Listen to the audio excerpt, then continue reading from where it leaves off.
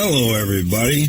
It's the World Child Protection Hub, and I'm Jay from Michigan. Content warning. The following video contains material that may be harmful or traumatizing to some audiences. Viewer discretion is advised.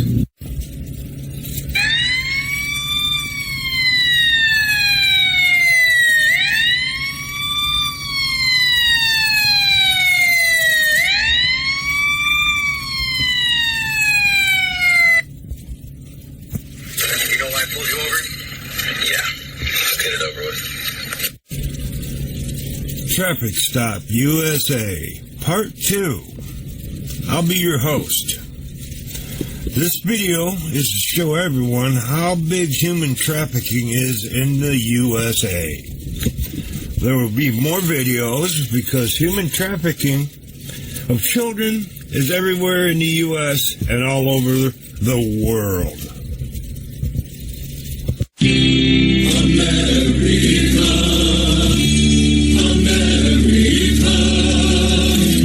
It's a major problem all around the world that adds up to a staggering $5.7 billion industry every year. The U.S. is one of the worst countries globally for human trafficking, and it's happening right under our noses.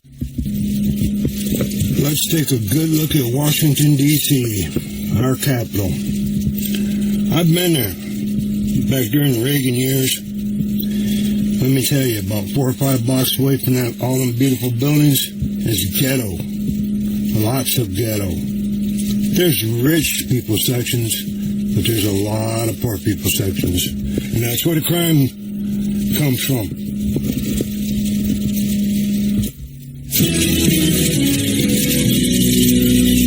A Washington, D.C. man is sentenced to 5 years in prison for human trafficking. 24-year-old Luis Privado pleaded guilty to luring a 16-year-old girl he met at Union Station into becoming an escort. Authorities say he arranged hotel rooms, clients, and received all the proceeds. Privado also admitted to driving the victim back and forth from D.C. to Frederick to various hotels. After his sentence is complete, he will be placed on 5 years probation and must register as a sex offender. We are getting a look at the startling numbers that show the prevalence of human trafficking in the DMV. And there are tens of thousands of victims in our region. Fox 5's Adrian DiPiazza live tonight in Northwest D.C. with more on this story. Adrian? Good evening to you. In 2022, there were nearly 150,000 cases of ads being posted online for sexual services, 7 times what it was in 2019. Now there's a nonprofit in Northern Virginia with a special technology they say not many other people have, and it's helping them rescue victims.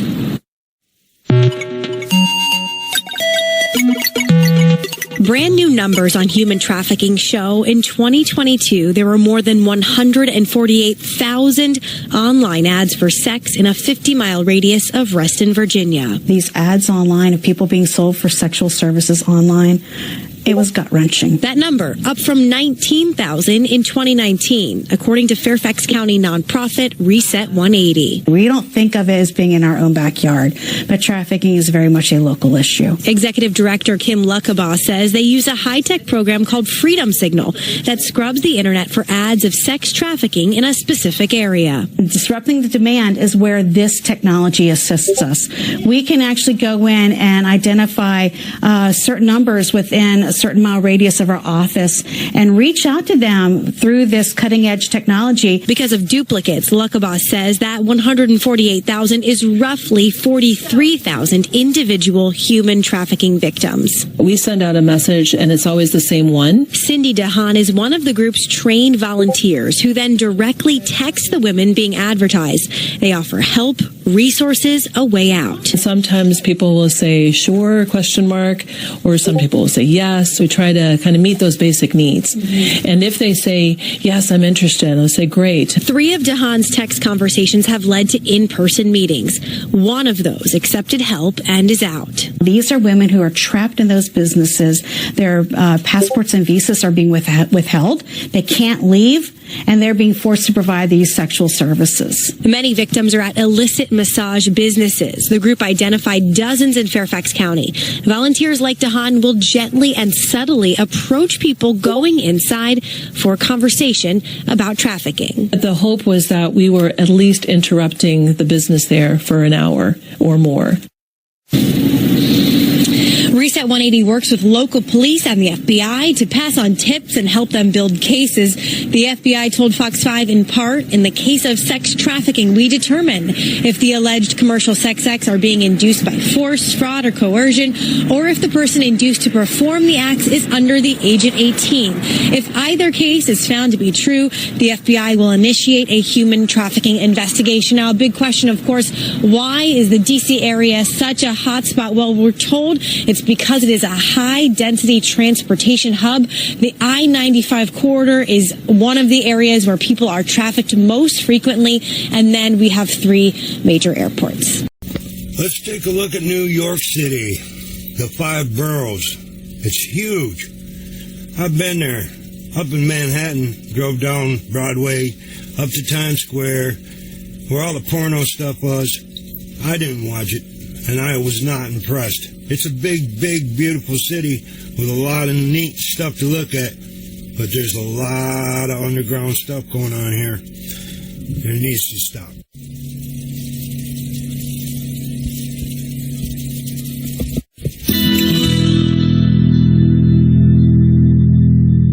Since 2010, Cyrus Vance Jr. has been the district attorney of Manhattan.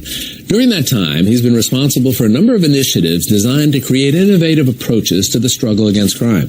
One of those initiatives has focused on combating human trafficking. Cy Vance joins us now to talk about some of these efforts. Good to see you, as always. Jack. I'm going to give you a number that I saw in preparation for this, and I thought it was astonishing, staggering. And that is that on any given night in New York State, more than 4,000 underage youth are the victims of sex trafficking. Is that number accurate, and how does that happen? We have really had to rethink as prosecutors the role in investigating what used to be prostitution cases. I think the reality we've now come to understand is that prostituted men and women are often young teenagers coming from very disadvantaged homes with significant addiction and other problems, and they are being trafficked by pimps and broader organizations to levels that we really had not appreciated. So in the days when I was a young assistant in the 1980s, we might, on a nighttime arraignment shift, handle 40 prostitution cases, but we do nothing more than process those individuals anonymously, literally through the courtroom. Today, and they're all viewed as defendants. And they're all viewed as defendants. Today, every prostitution case that comes into our office goes to a special court, and our lawyers are trying to identify in every case, whether this is a situation of someone who is in the life of prostitution as an adult, willingly, or is in the life of prostitution because he or she is in fact being trafficked by a pimp.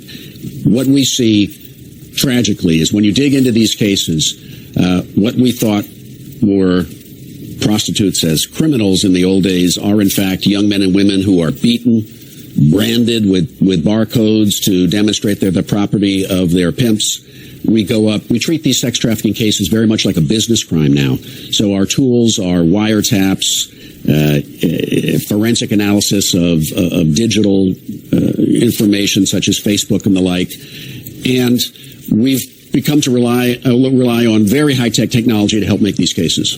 I would suspect that there's some out in the public who are skeptical of this. Sure. Who would look at this and say, well, wait a minute, they can always walk away if they don't want to be part of this sex business. So they've chosen not to walk away. Why should we treat them as victims rather than treat them as defendants? Get them all off the street because it'll make our quality of life better. What's the answer to that? The answer is, if you want to reduce prostitution, I think you need to reduce the likelihood that man or woman will continue in prostitution. And if you simply cycle a case through the criminal justice system with a time served sentence on an arrest, what that person's going to do is just go right back out in the street into the life that he or she lives in, which is essentially no money, no support services, and they're going to continue to be involved in prostitution, often as a trafficked individual. But if you're able to intervene when they come into the court system and try to identify those who are actually being trafficked, who you can help through providing an array of services that we now can provide, then you may in fact be doing two things. Number one, taking someone off the street to answer the question of the skeptic, and number two, treating the prostituted individual as a victim and someone who needs help.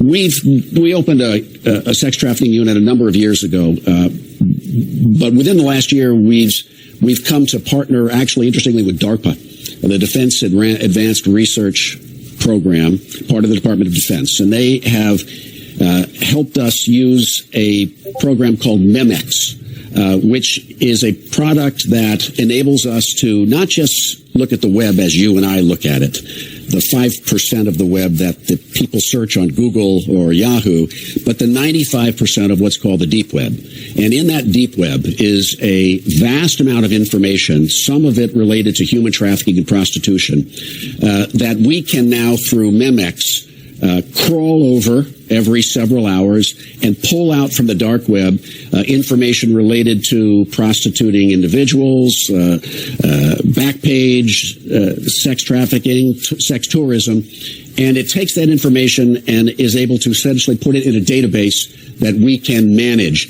We have used it in 8 post-indictment prosecutions. We have 20 active sex trafficking indictments that use Memex, and it's. You asked me, what's different? What's different is the tools we have now are actually adapting very well to the crimes that we now see. There was an interesting article in the New York Times fairly recently. You were quoted in the article talking about the dilemma in that some people are getting pulled out of this trafficking world, the sex trafficking world, and looking to create a new life here. But they're finding that all of these arrests that they have are an absolute obstacle to it. And I know your office and some of the officers are trying to do something about that. What are you doing? Well, in the New York Times article that you referenced, I think we were working with defense counsel in the court. Once we recognized that we had a trafficked individual, we moved to dismiss the number of convictions that this woman was carrying with her on her record, because we believed that she was a victim. And number two, we believed she needed a clean slate in order to get a fresh start. So I think today, in 2015, we look at things differently, appropriately, than we did in 1982, when you really didn't have the time to make individual investigations on the small cases. And by small, I mean the minor arrests. The truth is, if you want to fight crime and you want to have success long term, you've got to pay attention to the misdemeanor cases, just like you have to pay attention to the felony cases, because these misdemeanor cases often escalate from misdemeanor prostitution to perhaps she being the victim of a felony assault or homicide. And we've had some very serious assaults on trafficked individuals that have resulted in serious physical injury. Well, as you said, a different world for prosecutors combating crime. Cy Vance, always good to see you. Thanks very much. I cannot say enough good about Protect Your Children, Inc. They are out of Florida. They're on a bunch of social media. They have videos on how Preds think, operate, and groom. They even have videos for AI. A Pred can use facial recognition and take your child's face and attach it to whatever. They have a video about sextortion, which is growing like fire, wildfire. They have college kids who are committing suicide over this. You need to know it. They have apps and ways to monitor your kids' devices with trigger words that pop up on your phone. Go sub and join if you want. These people got all the information you need and all the help you need in this day and age. But there are a lot of little cable boys and girls out there who still have a chance! Somebody has to kill the babysitter.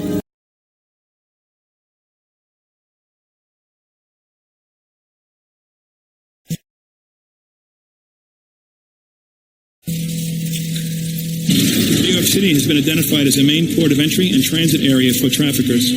While I arrived at the FK, someone got me. At the same day, I was sold to 5 different people. It's the perfect place to traffic someone. I felt like I finally found that man that I dreamt about. Well, I didn't expect that this relationship was going to take me to the pits of hell. In pretty much every neighborhood, there is exploitation happening. I'm scared to be in Brooklyn, period. People tend to hold on to, this can't be happening here, not in our Brooklyn. And I'm hearing him pull the trigger. And I just close my eyes and I'm like, I'm gonna die. They raped me. They abused me. The reality, it's right under your nose. It's in Flatbush, it's in Brownsville, it's in East New York. I was locked in that building. He took me to the track every day after school on Southern Boulevard and made me work my ass off. He told me, sweetheart, you cannot leave me. The only way you can leave me is by committing suicide.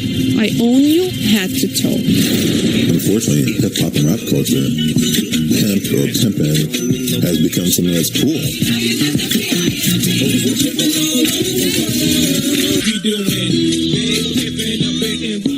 It's a $34 billion industry. Yeah, demand is fueled by the sex industry that needs to be fed more bodies. You're making a profit off these pimps putting these girls on your website. Are you thinking about setting up a drug dealing section of the Backpage.com website? I refuse to answer that question. Right now, tonight, when we all go to bed, there are going to be kids out there without any options, and this is happening to them, and they're being... Well, that's part of the trailer for In Our Backyard, where a poorly kept secret is further exposed by filmmaker Danielle Rose.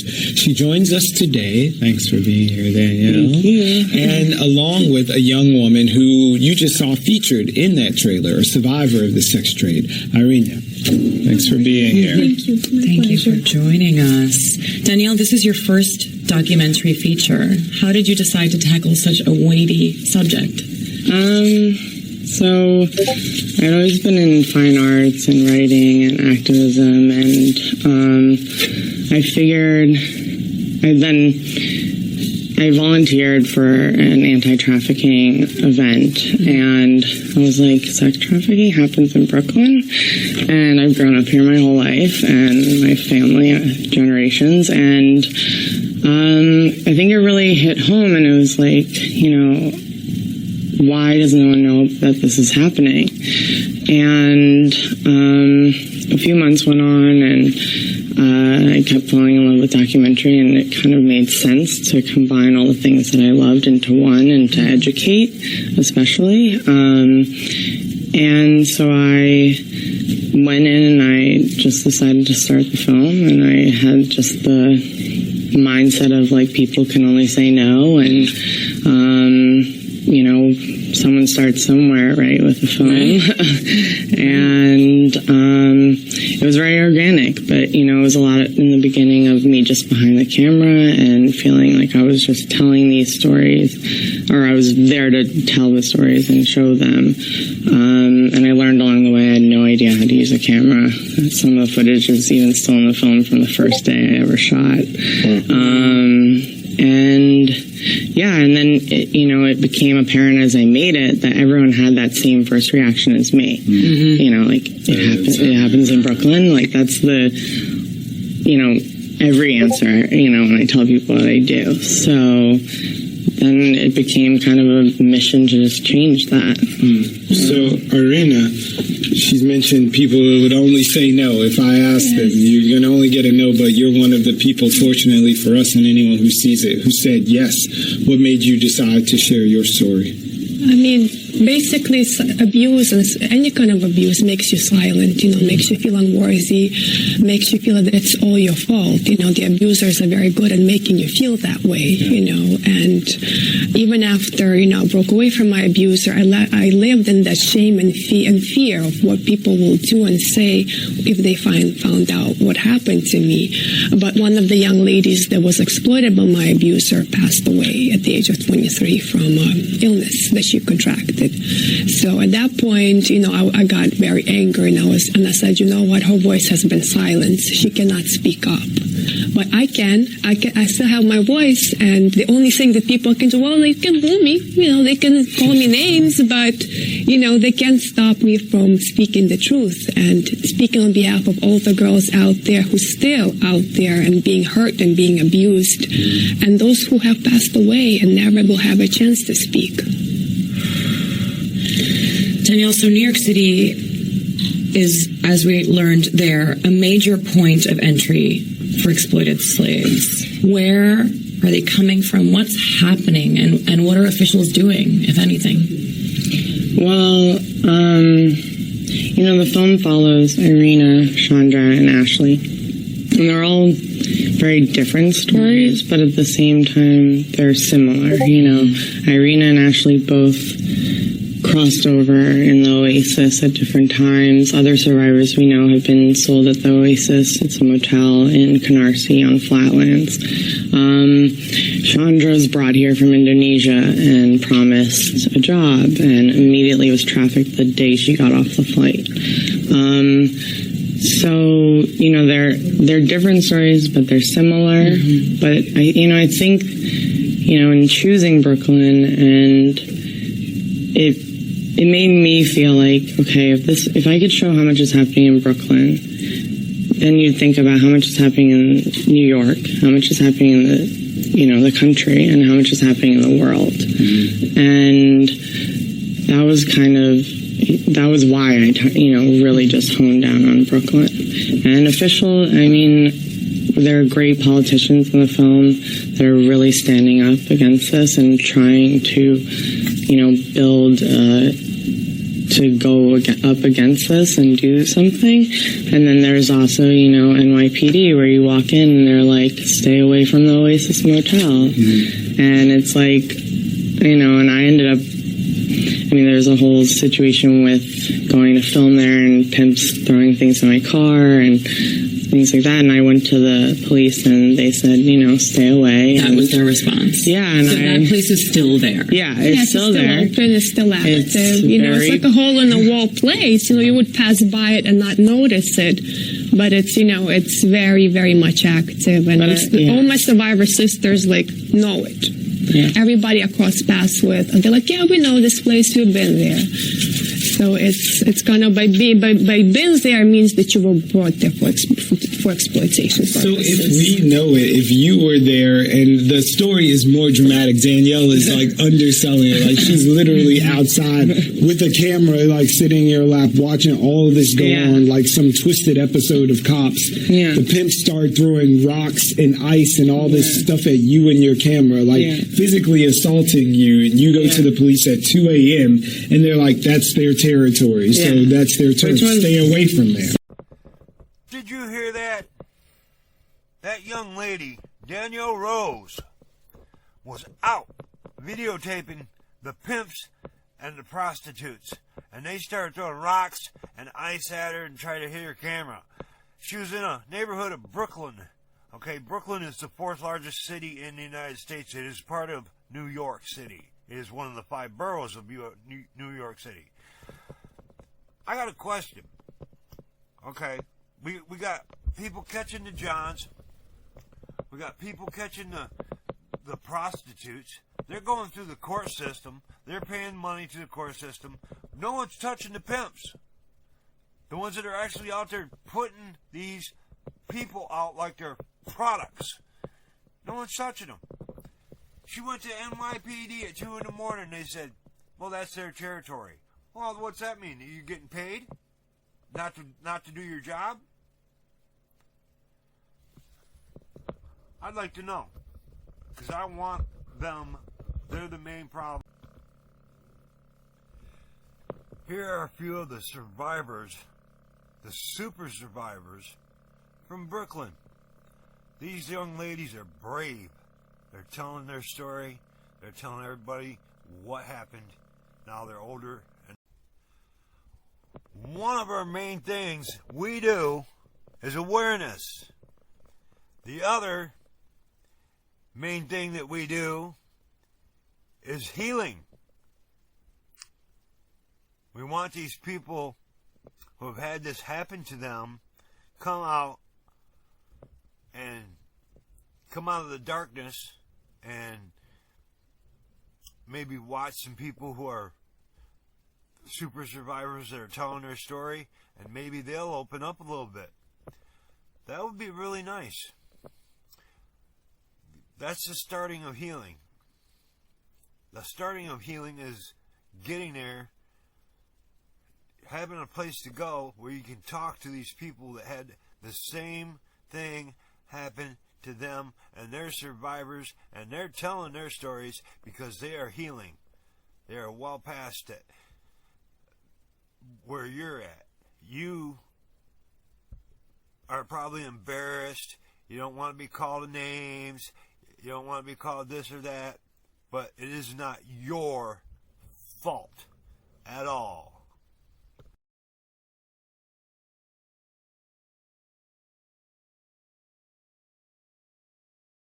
According to New York's Western District Human Trafficking Task Force, in 2016, there were 96 trafficking cases reported in Western New York.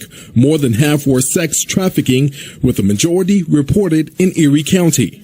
Human trafficking is not a problem that really gets very much attention. But here in Erie County now, it is a problem that probably is a lot bigger than people might think. And now there's a new push to try and make the public more aware of what is really going on here. Here's 7 Eyewitness News reporter Justin Moore. It's a federal crime no one truly knows the range or scope of. This is a crime that's exceedingly under-identified. Human trafficking. It's only been a federal crime for almost 20 years. Amy Flatchower works with victims at the International Institute in Buffalo.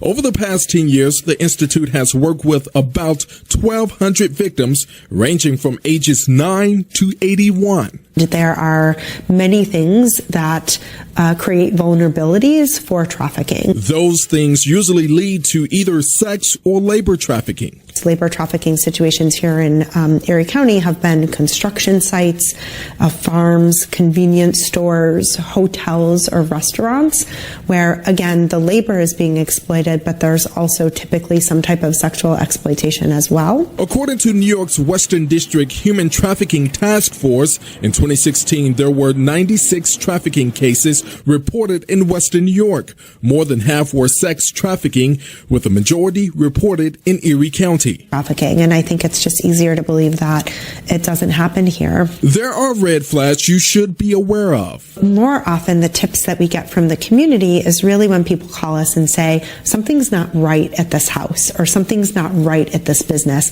There's a lot of cars in and out of this business at odd hours, or I think that this employee is living where they're working. That's another significant red flag. If you know someone who's a victim, or you're a victim yourself, you are encouraged to call 1-888-373-7888.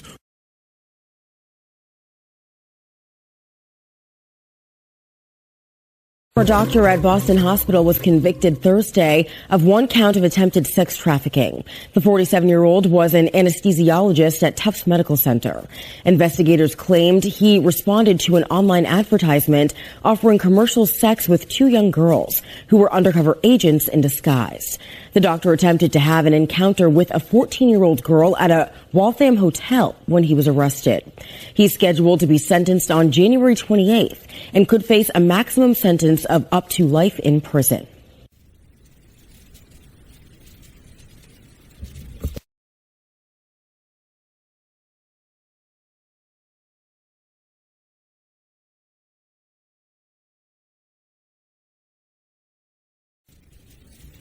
Across the state border in Connecticut, a DCF employee is facing charges after allegedly helping a sex trafficking suspect evade police. On Friday afternoon, Hartford police were notified of an individual at the Department of Children and Families office that had a felony arrest warrant for child trafficking related offenses. When they arrived and began looking for the suspect, who was Melissa Robertson's client, she allegedly snuck the woman and her 4-year-old child out of the building through a rear exit and drove her to another location. Roberson is now being charged with hindering prosecution and risk of injury to a minor.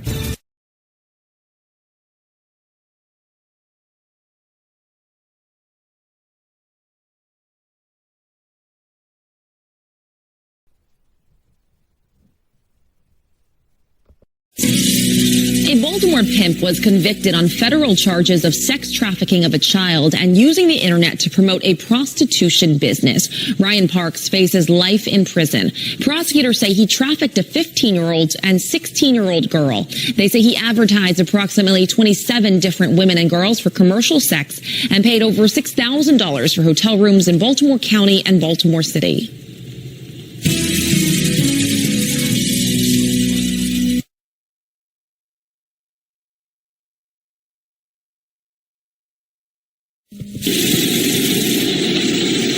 Local police say the casinos and the money they attract have made Atlantic City a prime destination for prostitutes from all along the East Coast.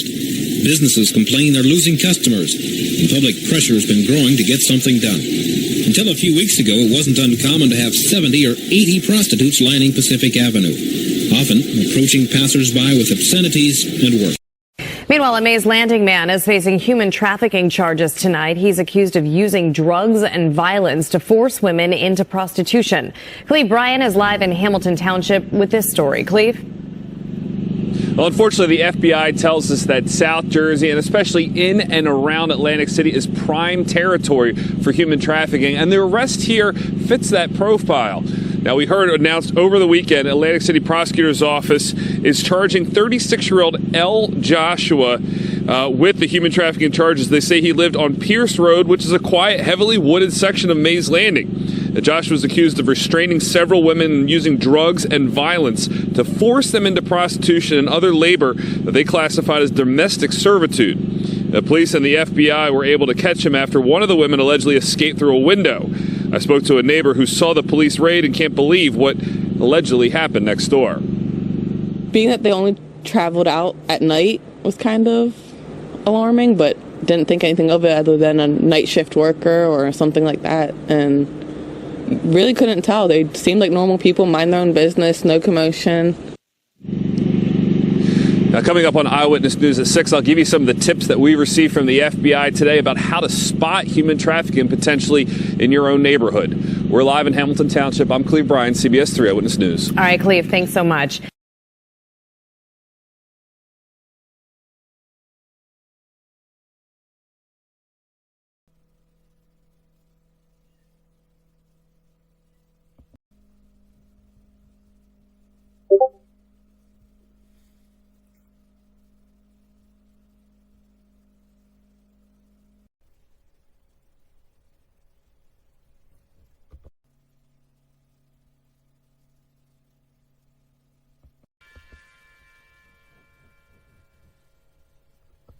Right now at 5, a human trafficking ring busted in Philadelphia. And tonight we're learning it went on for a decade with nearly 24 people facing charges. Good evening, I'm Jason Martinez. And I'm Sheba Russell. Investigators say the ringleader posed as a female to recruit victims. Jeff, what have you learned here? Yeah, they're alleging that Terrence Jones actually changed his voice to make him sound like a woman. He used a woman's name to recruit vulnerable young women for about a decade, as you say, to lead them, at least for a time, into a life of prostitution.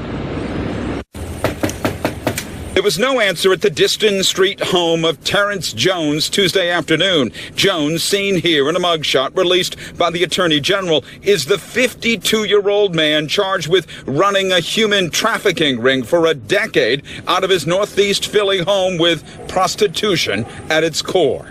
Terrence Jones and his co-conspirators took advantage of young, vulnerable women and exploited their suffering to line their own pockets. The Attorney General says Jones is one of 22 people arrested after an investigation was launched in 2021 when a woman struggling with addiction reported she was having sex with male clients for money and drugs, all set up by Jones. Jones was able to lure and trap easily manipulated women into his scheme and to make money using their bodies for sex. Of the 22 arrested, investigators say 3 are drivers, transporting about 12 women to and from their meetings with men for sex and taking virtually all of the money afterwards. Another 16 are men, some named in the court documents, who paid for the sex. Investigators allege Jones would disguise his voice as a woman's and call himself Julie or Julia when dealing with the women he was trafficking to hide his identity. I can't imagine that somebody wouldn't have put a finger on it and called it in and said, I think something's going on here. I'm not sure what it is, but who knows? It looks like nobody in the neighborhood that we know of actually was able to call it in, or in fact maybe just didn't notice anything. This happened when an informant told, apparently, law enforcement that there were some women out there, vulnerable, drug addicted, who apparently were being exploited for sex. Mr. Jones was taken into custody earlier this month. We understand he is being held. Live on the Parkway here near the Attorney General's office, Jeff Cole, Fox 29 News. Good morning, everyone. I'm Bucks County District Attorney Jennifer Shorn. I'm here to report that 3 men have been arrested for inflicting child sexual abuse crimes against a 13-year-old female child from the Central Bucks area. Zachary Lee McCauley of Louisville, Kentucky, who's 29 years of age, was arrested, as was 67-year-old John Thomas Van Ingen and 42-year-old Randy Francis Quinn.